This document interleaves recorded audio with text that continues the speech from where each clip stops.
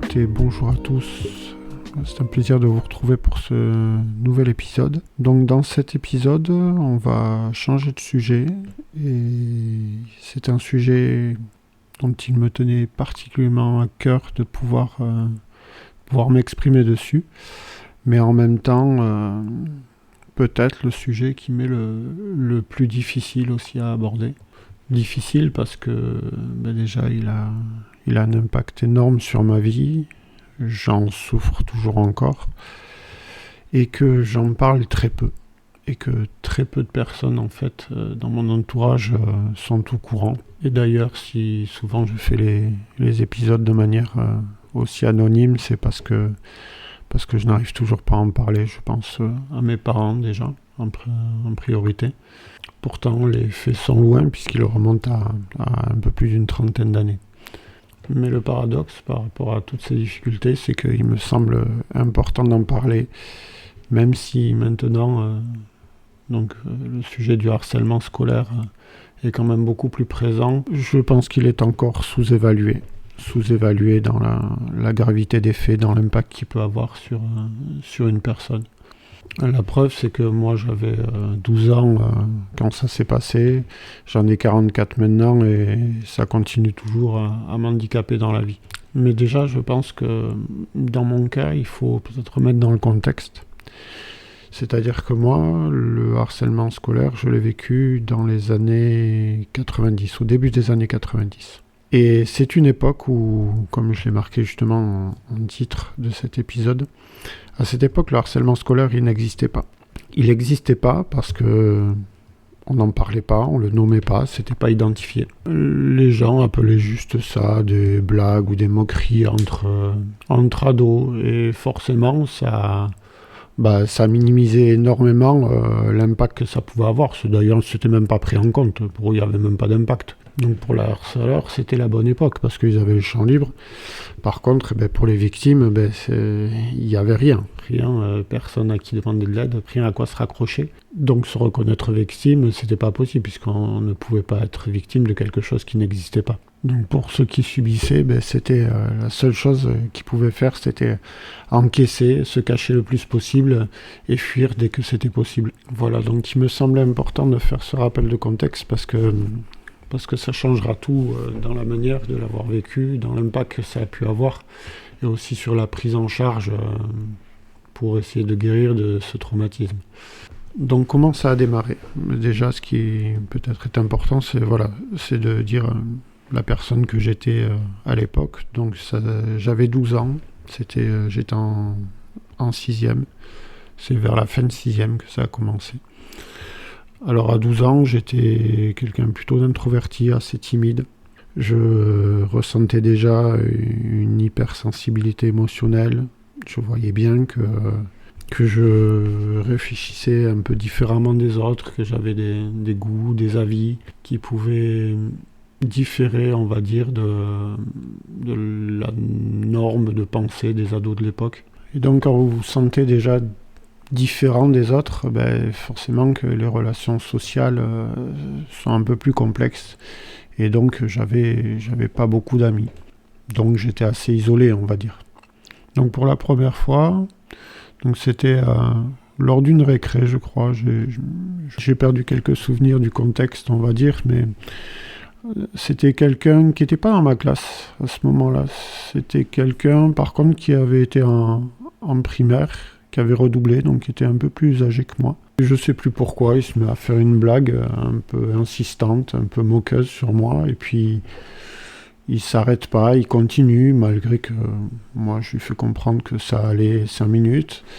Donc il continue, je m'approche de lui pour lui faire comprendre qu'à un moment donné ça allait, et lui il vient en contact, essaie de me provoquer, puis sauf que je bouge pas, j'essaie de lui tenir tête, pour lui montrer que il n'aurait pas forcément l'ascendant. Puis bon, il lâche l'affaire avec des paroles un peu insultantes, et puis ça s'arrête là. 2 jours après, je crois que c'était un vendredi matin, je partais à l'école à pied, ça devait être 8h, il faisait encore un peu nuit.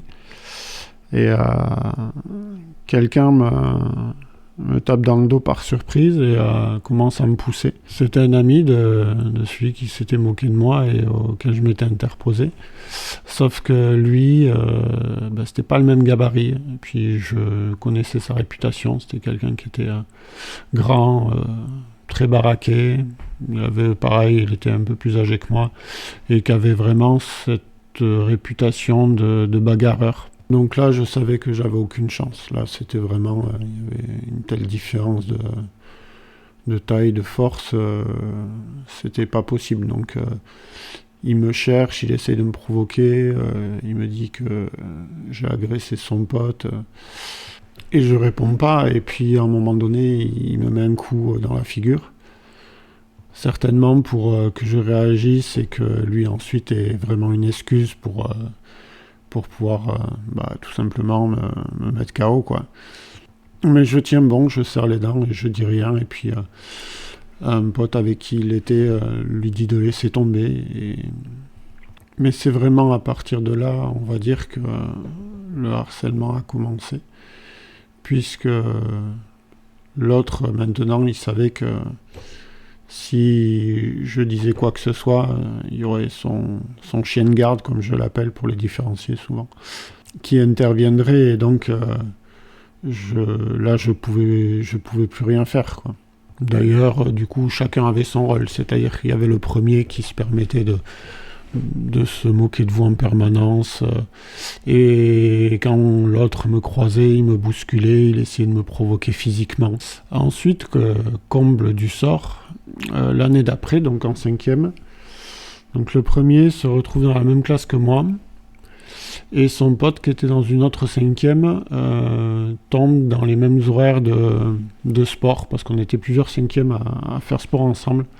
Donc là, le harcèlement, c'était plus entre les cours, mais aussi pendant les cours, avec bien sûr des profs qui soit faisaient semblant de ne pas voir, ou ne disaient rien, ou même je me souviens pour une vieille prof de maths qui, elle, des fois en rajoutait ou presque provoquait les moqueries à mon égard. Quand vous avez les adultes, ceux qui sont même censés être les référents, ou qui ne disent rien, ou des fois, sans le vouloir, même le provoquent, ça légitime d'autant plus la personne qui vous harcèle à continuer. Et puis ensuite, il y avait ces fameux moments où on avait sport avec les autres 5e, où ils se retrouvaient les deux, et je pense que là, c'était le plus compliqué, parce qu'en plus, ils s'y mettaient à deux. Mais le plus difficile, ou en tout cas ce que j'ai le plus mal vécu, c'est les personnes qui sont spectatrices, qui font rien, mais qui sont derrière et qui rigolent, quoi. Qui rigolent, et c'est souvent les mêmes personnes qui, peut-être 5 minutes, venaient vous parler ou vous demander quelque chose, et puis ensuite se rangent du côté du harceleur et rigolent, presque acclament la personne qui vous harcèle, parce que ça lui donne du crédit, quoi. Si les gens sont derrière à rigoler à ce qu'il fait, ça le légitime encore plus. Et du coup, il obtient exactement ce qu'il cherche, c'est-à-dire avoir les yeux rivés sur lui comme l'homme fort, celui qui peut écraser le plus faible, celui qui n'est pas comme les autres, ou celui qui ne pense pas comme les autres. Donc pour un harceleur, ça le galvanise, et vous vous retrouvez au milieu de dizaines de personnes qui vous entourent, qui rient, qui se moquent de vous, et vous vous sentez seul au milieu de ce cercle dont vous ne pouvez pas sortir en plus. Donc vous pouvez juste que serrer les dents, baisser la tête et attendre que les gens s'en aillent, quoi. C'est vraiment ça qui m'a le plus blessé, cette espèce de lâcheté, d'hypocrisie de tous ceux qui sont là, qui vont dire qu'ils n'ont rien fait, mais quelque part qui contribuent à ce que ça continue. Parce que si un harceleur n'avait pas son public, quelque part, il n'aurait aucune raison de le faire, puisque ce qu'il veut gagner, c'est l'attention des gens, être regardé, admiré. Donc pour moi, toutes les personnes, je veux dire, passives, ont autant de responsabilités que le harceleur. Donc là, pendant l'année de 5e, le harcèlement, il était constant, quoi. Pendant, en dehors des cours, et quelque part aussi un peu en dehors du collège, parce que dans la ville où j'étais, tout le monde habitait à peu près le même quartier, c'était pas une grande ville, on se voyait, on pouvait se croiser facilement, donc moi dès que je sortais de chez moi, j'étais déjà en hyper-vigilance, je faisais gaffe à tout, je regardais partout. C'était la première conséquence du harcèlement, c'est-à-dire que vous n'avez jamais l'esprit tranquille. Dès que vous passez le portail de chez vous, le stress, l'anxiété commencent déjà à arriver, quoi. Ensuite, au niveau des résultats, c'est une année qui a été plutôt catastrophique, hein, puisque dans ce contexte-là, c'était très dur de pouvoir avoir l'esprit libre pour travailler.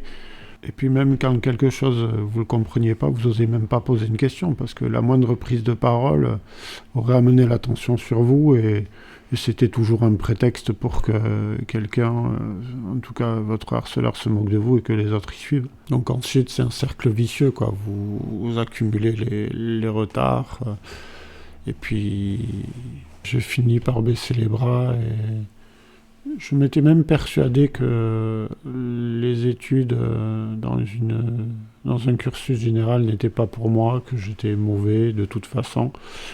Et j'avais convaincu mes parents de partir en filière professionnelle l'année d'après. Mais c'était surtout pour pouvoir partir du collège et m'éloigner des gens qui me harcelaient, quoi. Donc ça a même eu une influence sur ma voie professionnelle. Donc l'année d'après, j'atterris en quatrième technologique dans un lycée professionnel qui était sur la même commune. Donc déjà, j'étais à moitié éloigné des gens qui me harcelaient, bien que je pouvais encore les croiser toujours à l'extérieur, mais c'était quand même moindre. Puis à l'extérieur, il est quand même plus facile de pouvoir anticiper ou s'échapper. Donc à partir de là, au niveau des résultats, ça allait beaucoup mieux, j'avais même quelques facilités. Après, au niveau relations sociales, les automatismes étaient toujours là, c'est-à-dire que vous avez du mal à faire confiance. Vis-à-vis de moi-même, je me trouvais toujours un peu en dehors de la norme.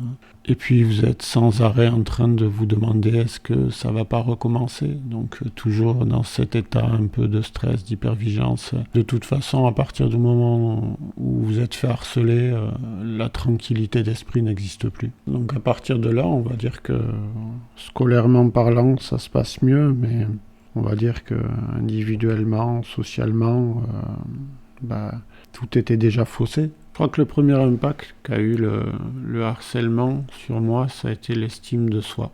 La confiance en soi aussi, mais l'estime de soi. Parce que la première question qui me venait, c'est pourquoi moi ? Pourquoi il me harcèle ? Pourquoi ? Et vous cherchez une réponse qui soit rationnelle. Alors comme vous ne comprenez pas pourquoi c'est sur vous que ça tombe, vous vous dites que c'est à cause de vous, de ce que vous êtes, peut-être des différences que moi j'avais déjà vues chez moi par rapport aux autres. Donc vous finissez par vous convaincre c'est que vous êtes moins bien que les autres, vous n'êtes pas dans la norme, vous venez à vous rendre coupable parce que peut-être que psychologiquement c'est plus facile pour se l'expliquer. Parce qu'en dehors de ça, vous comprenez pas. En tout cas, à l'âge que j'avais, je savais pas pourquoi.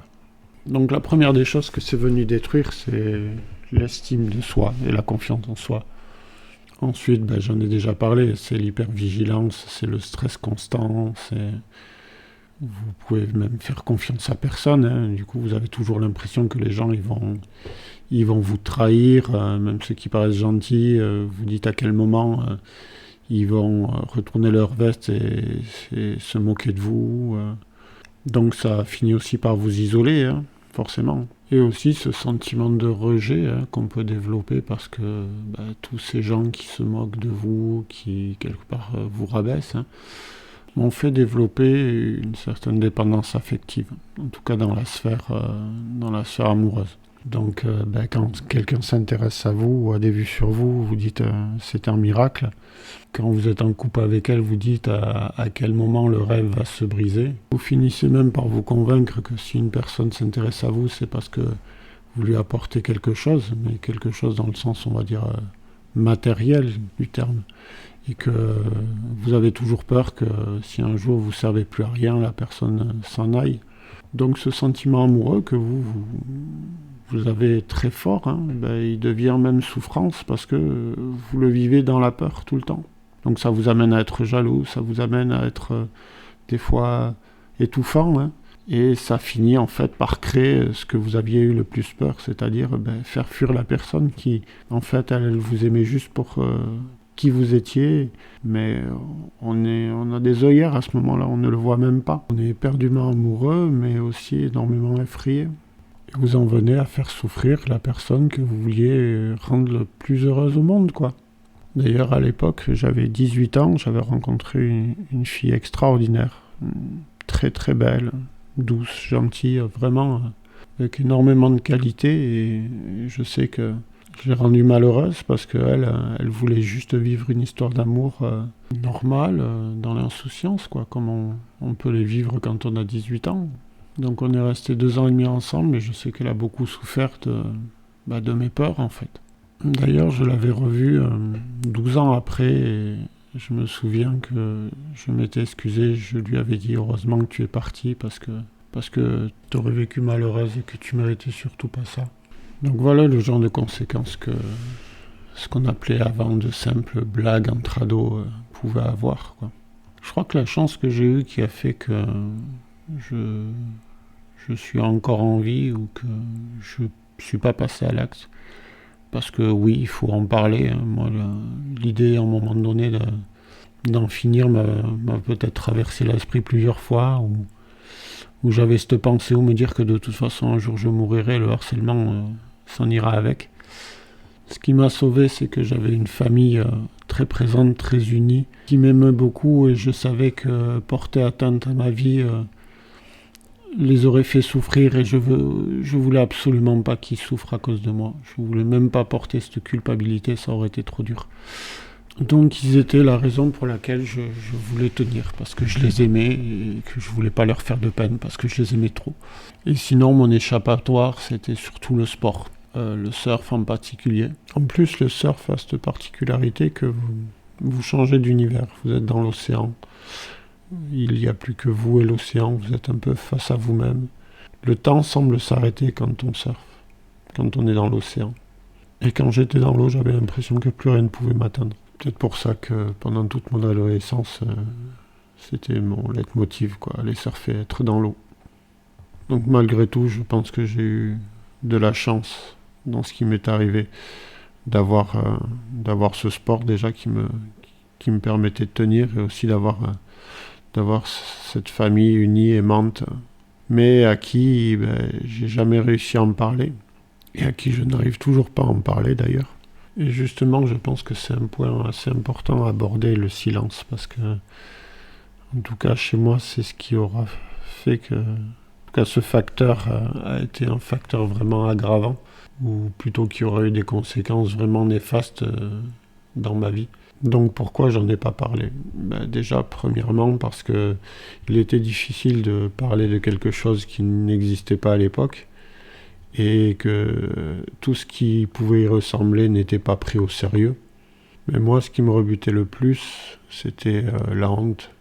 La honte et encore la honte. Alors bien sûr, maintenant, avec l'âge, l'expérience, je sais que c'était ridicule, mais à l'époque, avec les mentalités de l'époque, le fait comme ça que quelqu'un se moque de vous à répétition, c'était... Enfin, dans ma tête, c'était que celui qui était pas normal, c'était moi, et que je me sentais responsable quelque part. D'où la honte.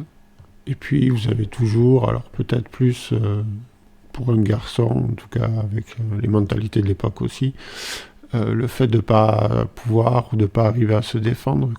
Vous avez cette notion de faiblesse aussi qui rentre en jeu. Et puis d'un côté, j'avais peur d'en parler parce que je me disais, est-ce que si ma mère sait que je souffre de quelque chose avec son hypersensibilité, j'avais peur qu'elle souffre plus que moi, et j'avais pas envie de porter la culpabilité de sa souffrance à cause de moi. Et de l'autre, j'avais peur de décevoir mon père, puisque c'était quand même pour moi mon modèle masculin, qui me semblait être celui qui est fort, qui ne vacille pas devant personne, et ne pas arriver à coller à cette image que moi j'idéalisais. J'avais peur de le décevoir, quoi. Et je sais même pas si en fait j'arriverai à leur en parler un jour. Mais le point qui me semblait important à aborder, c'est pas tellement les raisons pour lesquelles j'ai pas parlé, c'est surtout les conséquences du silence. Déjà, ce qu'il est important de rappeler, c'est que le harcèlement scolaire arrive à un moment de la vie particulier, qui est l'âge de l'adolescence. Je n'ai pas les chiffres en tête, mais il me semble que quand même la majorité des harcèlements scolaires, c'est à la période du collège. Et on sait tous maintenant que l'adolescence est quand même une période charnière dans la construction d'une personne. On sort de l'enfance, on n'est pas vraiment dans l'adulte. C'est une période où on se cherche beaucoup, où on va essayer de se construire aussi psychiquement. Et donc pour en revenir à mon histoire et faire le parallèle, c'est que le fait de n'avoir rien dit, je me suis construit avec tout ce qu'inflige le harcèlement. Une confiance en soi fortement altérée, des difficultés dans les relations sociales, la peur, la méfiance, toujours cette espèce d'hyper-vigilance dès que je sors de chez moi. Et plus le temps passe et plus ça s'imprègne à votre conscience. Et ça devient des réactions automatiques. De plus, ne sachant absolument pas pourquoi j'étais comme ça, pourquoi j'avais ces réactions, ne faisait que renforcer l'idée que le problème c'était moi, que c'était moi qui étais bizarre par rapport aux autres, c'était moi. J'ai souvent cru que j'étais associable, ou je le disais en tout cas. C'était peut-être plus facile aussi pour l'expliquer aux autres. Mais d'un autre côté, je souffrais de ce manque de lien social. Moi, j'avais envie de découvrir les autres, d'aller vers les autres, et j'en étais incapable. Donc, tous ces effets un peu contradictoires ne faisaient que renforcer la douleur et le mal-être. Et dans mon cas, ça prendra 32 ans pour que je puisse enfin mettre des mots, comprendre pourquoi j'étais comme ça, qu'est-ce qui m'est arrivé. Et enfin commencer à soigner une blessure ouverte depuis 32 ans. C'est pour ça qu'il faut absolument que le harcèlement scolaire, on en parle. On en parle maintenant un peu plus, mais pas assez. Et que surtout les victimes ne se murent pas dans le silence. Il faut le dire. Il n'y a pas à avoir honte, il n'y a pas à avoir peur. Comme pour les violences sexistes et sexuelles, j'aime beaucoup la formule « la honte doit changer de camp ». Et je pense que ce qu'il est important de rappeler, surtout aux victimes, c'est que si vous avez été victime, c'est pas parce que vous avez quelque chose de moins. C'est au contraire, peut-être justement parce que vous aviez des choses en plus. Et qu'à la base, c'est pas vous qui avez un problème, c'est le harceleur. Parce que généralement, quand on va bien, on n'a pas besoin d'aller essayer d'écraser les gens pour se sentir fort ou exister. Donc surtout, n'ayez jamais honte de vous. Jamais. N'ayez pas peur de parler, de demander de l'aide. Surtout que maintenant, le harcèlement est quelque chose de reconnu, d'identifié, de nommé. Parce que le silence et l'isolement peuvent se payer très très cher. Parce que dans ce cas précis, le temps ne sera pas votre allié. Parce que plus le temps passe, plus les effets de harcèlement, les traumatismes qui provoquent vont s'installer et vont devenir de plus en plus pesants dans votre vie. Et de fait, beaucoup plus difficile aussi à guérir. Mais je voudrais dire aussi à toutes les générations d'avant qu'on parle de harcèlement scolaire, si vous en avez été victime ou si vous pensez en avoir été victime, n'hésitez pas à en parler. N'hésitez pas non plus à vous l'avouer si vous avez ce sentiment. Et surtout, sachez qu'il n'est jamais trop tard pour que ce soit pris en charge si jamais ça a eu des conséquences sur toute votre vie. Voilà, nous arrivons à la fin de cet épisode, un épisode un peu court pour un sujet si vaste, mais il s'agissait ici surtout d'apporter mon témoignage, mon vécu, et surtout l'impact que ça peut avoir sur une vie humaine. Mais j'y reviendrai très certainement dans l'avenir pour revenir sur des détails, analyser un peu plus finement peut-être. En tout cas, si vous avez des questions, des suggestions, des commentaires à faire, n'hésitez pas. Si vous préférez, vous pouvez directement m'envoyer un message par le mail de la chaîne. Je vous donne rendez-vous très bientôt pour un nouvel épisode, un nouveau sujet. D'ici là, prenez tous bien soin de vous. Salut, salut!